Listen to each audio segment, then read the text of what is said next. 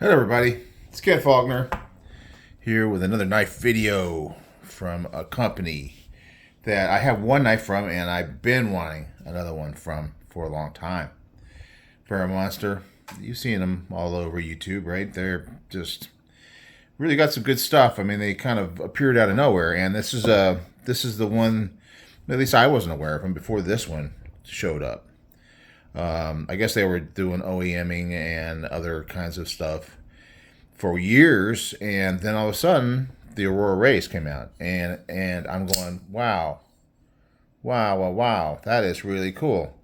Love that the hand rubbed. I get it because that horizontal, it's not a belt, right? So I think someone's rubbing this thing to get that finish, and it's just so nice.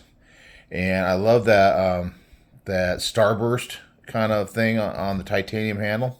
So anyway, I've had this one for a while, and I have just been super fond of it, and I keep thinking I got to get another one. Now the thing is, now FerraMonster's not at any of the shows that I've been to, so and for a while now it's been about buying stuff from the shows. So now that that's kind of slowed down, everything kind of has gotten past all the excitement. I knew I had to get one, and I went kind of back. I fell back to one of the OGs from FerraMonster that I've seen for a while. This is one that is very popular with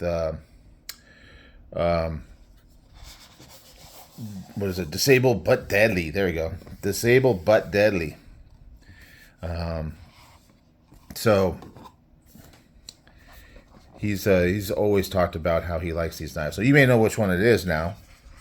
And I keep turning it over because I have the monkey on here and it's upside down. I turn it right side up again. So yeah, there's the card, FerraMonster. Okay, so it's got the information here. Okay, so it is the Glideman. We got an overall length 7.2, blade length 3.05. Blade material 154 cm. Canvas micarta. The clip material stainless steel is what it has, and then there's a 6AL4V titanium. And I know that those numbers mean something, but I don't know what they mean. I just know they mean something, but I don't know what they mean. So it may be that it's just a higher grade. I don't know that they would have advertised if it was like a lower grade, right? If it's like the cheapest Chinese titanium you could possibly get. Thank you for choosing FerraMonster knives. So read this before opening the knife, all that stuff. Maintenance. Yeah, I'm not gonna read it. Not gonna read it. It's kind of like when you're buying something and it has all these terms and conditions, and you got to click that you read and understood pages of legal mumbo jumbo. Like anybody, I don't even know if lawyers even understand that stuff. I think they just write it that way to make you need to have a lawyer, right? So here's FerraMonster, right?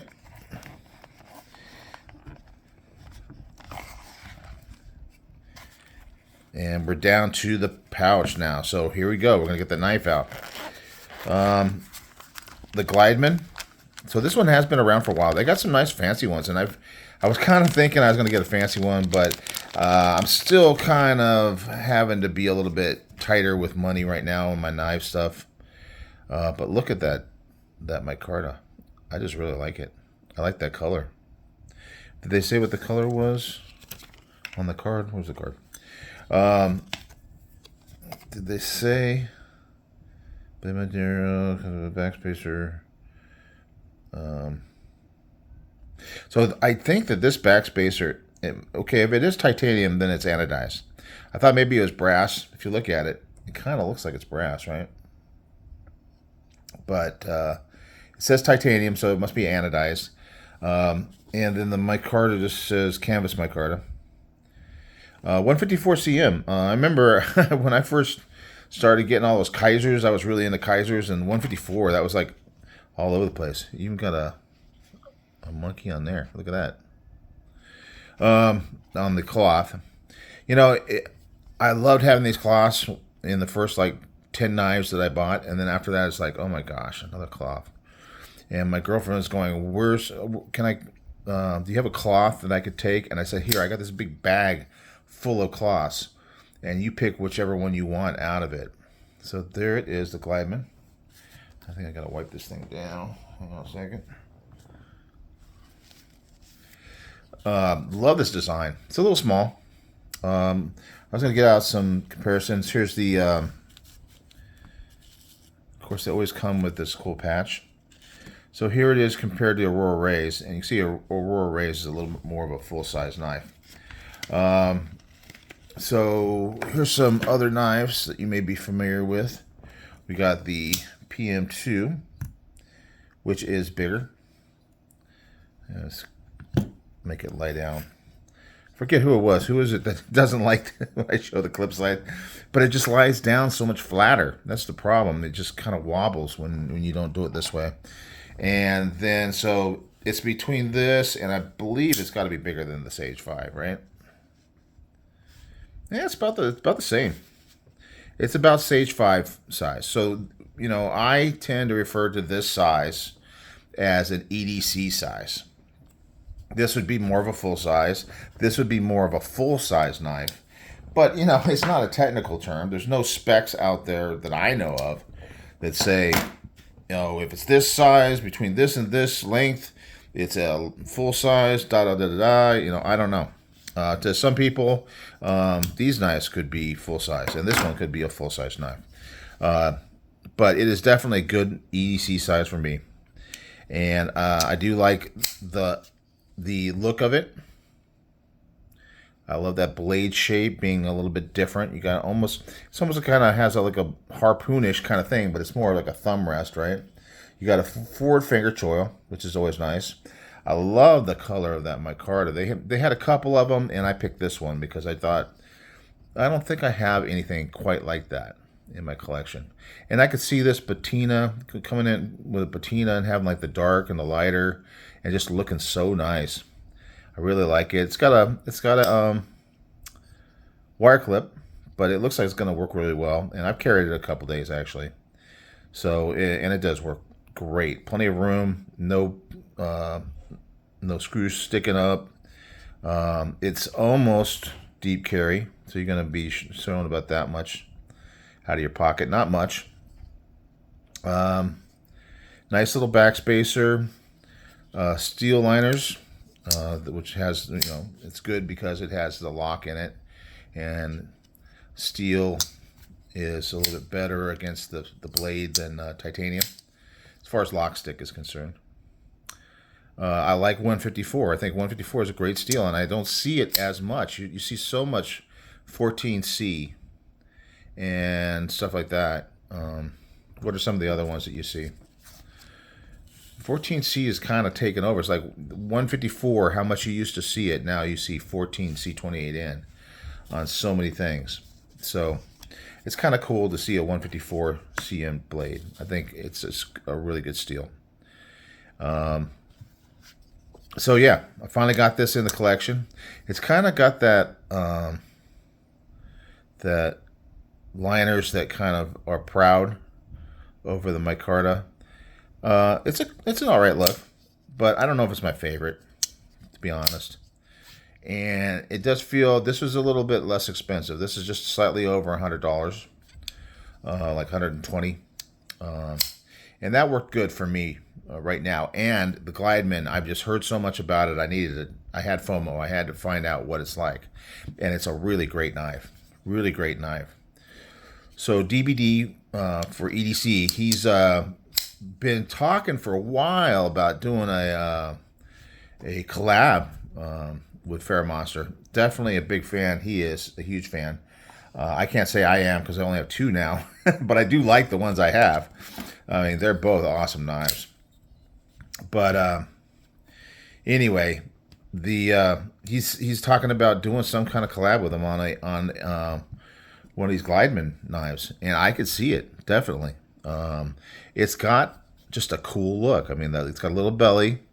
The tip is down low, so it's kind of almost that sheep's footy kind of thing.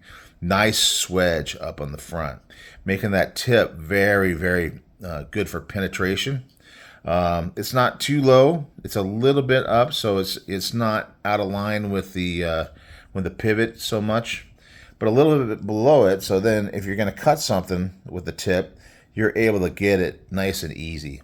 So it's just a great functional design, really nice. I know it's not the latest and the greatest, but man, I'm behind. I'm behind the game. I need to get more FerraMonster for sure. Of course, there's a big long line out the door and around the neighborhood of knives that I need to get. So, and you probably feel the same way too. Maybe not. But yeah, so Glideman, I think it's really cool. I'm really glad I finally got one, and it did not disappoint at all. Definitely a value for the price, because they have a lot of good FerraMonster ones that I want to get, but they were like $250-ish range. But all those ones, like this one, you would think that this would be over $300, and I believe it's less, if I remember correctly.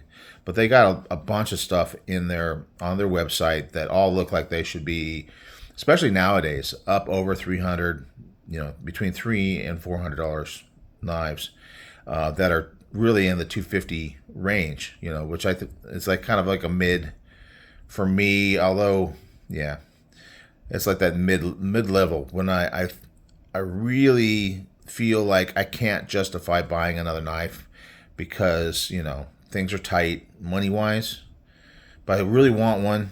So last three knives I bought have been like between 50 and 150, and that's where it's kind of been lately. And it might be that way until we got Black Fridays coming up, right?